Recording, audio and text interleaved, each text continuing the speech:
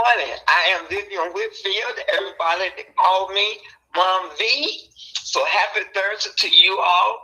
Take the time to just breathe in the goodness of God that we got breath in our bodies. So and put a smile on your face and thank Him for a new day. Today we are still going through the scriptures that refers to the New Testament about the Sanhedrin, and this is the first time you have heard these names because this is beginning of the New Testament, but yet we will not get fully into the first gospel, which is my view, until we go over some of the important things about the Supreme Courts and how they ruled and did what they did. So the Sanhedrin is the ancient Supreme Jewish court.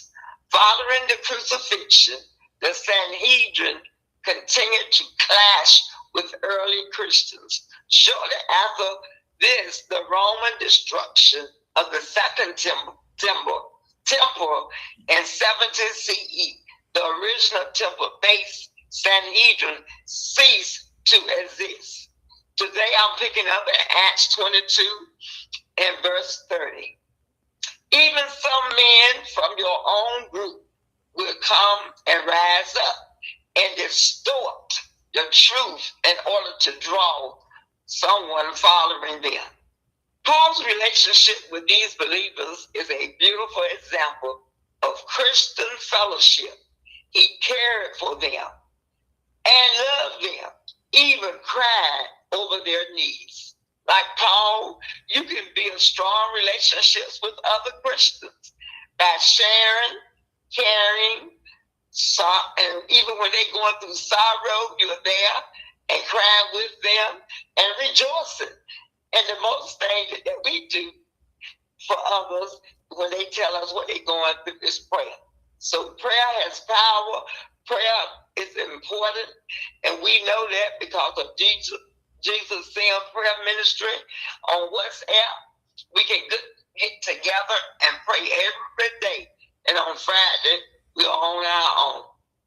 So today we're gonna go over that's Acts 22 and 30. The next is Acts 23 verse 1, skip to 6, and go down to 15, and go to 20, then go to 28.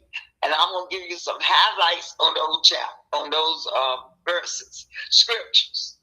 So, Acts 23 and 1. Gazing intently at the high council, Paul began, Brothers, I have always lived before God with a clear conscience.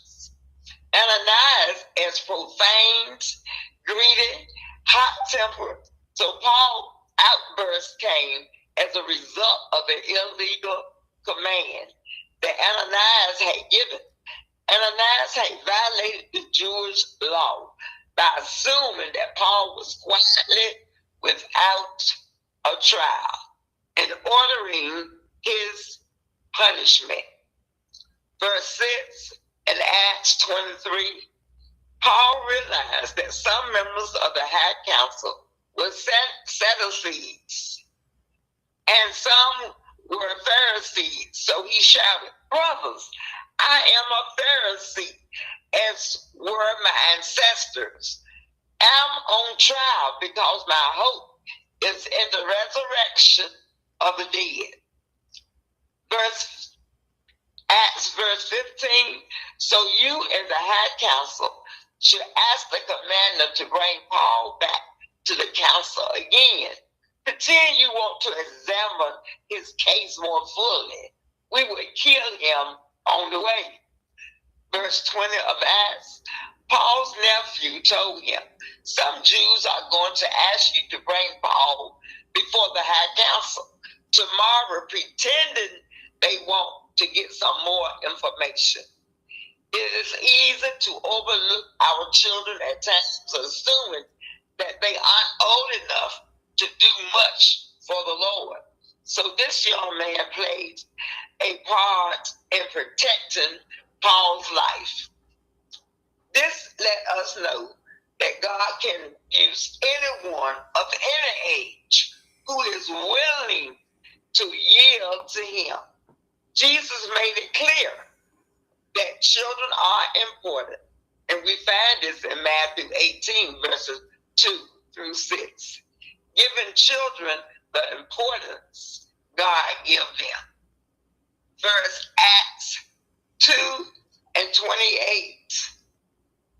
Then I took him to their high council to try to learn the basics of the accusations against him. Paul's nephew, Julius, he saved Paul's life by telling the officials of a murder plot. He then told Paul where the other soldiers wanted to kill him. Acts 24 and 20. Ask these men here what crime the Jewish High Council found me guilty of. Here they called Christians the way back in that time. And the most time you will see the way, which meaning Christians. The Christian peaceful lifestyles had already proven to the Romans that Christians didn't go around starting riots. Matthew 21 and 23. The chief priests and the elders comfort Jesus while he is teaching in the temple. They demand to know his credentials as king. By what authority, they ask, are you doing these things? And who gave you the authority? Matthew 26, verse 59.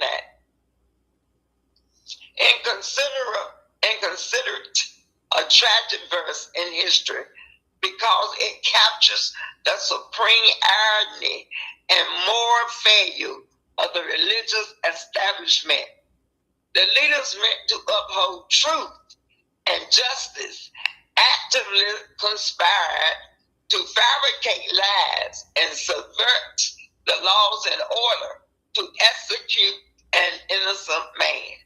We know they weren't looking for the truth, but to hunt for false evidence to ensure a predetermined death sentence. We know that human rejection, it highlights humanity, desperate desire to remove God when his presence threatened and established power, comfort, and control. The Sanhedrin was made up of high priests, 24 chief priests who represented the 24 orders of the priesthood, 24 elders called elders of the people.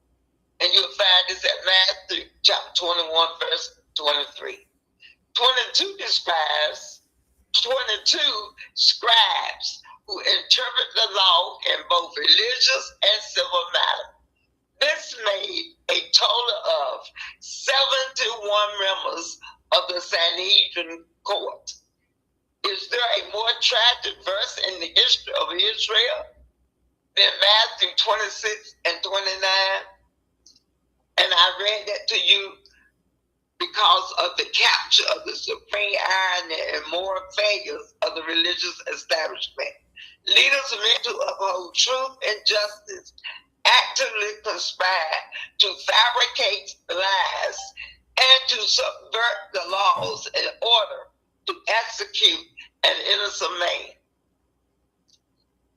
They had to have the sanction of Pilate for the penalty they imposed on the Lord. They met illegally in high priest Pilate, John 18 and 15. Instead of in his own council hall, all surrounding their actions in reference to the death of Christ was illegal and wrong. With this brief, incomplete background, we can see some of the institutions that were established during this 400-year period between Malachi and Matthew. That does that mean that God wasn't doing anything? He was still doing, but that the New Testament for the Malachi was 400 years before he spoke to them again. Established during this 400-year period between Malachi, and Matthew.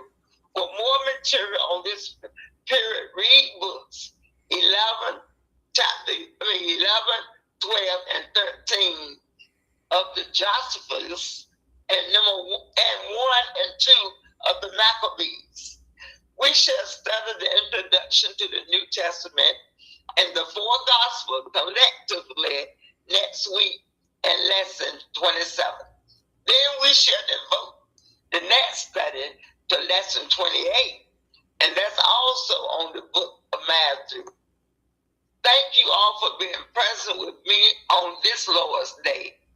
And I can't wait till next week, which will be the 23rd, that we'll continue and start in the first gospel, which is Matthew. Thank you. Thank you. Have a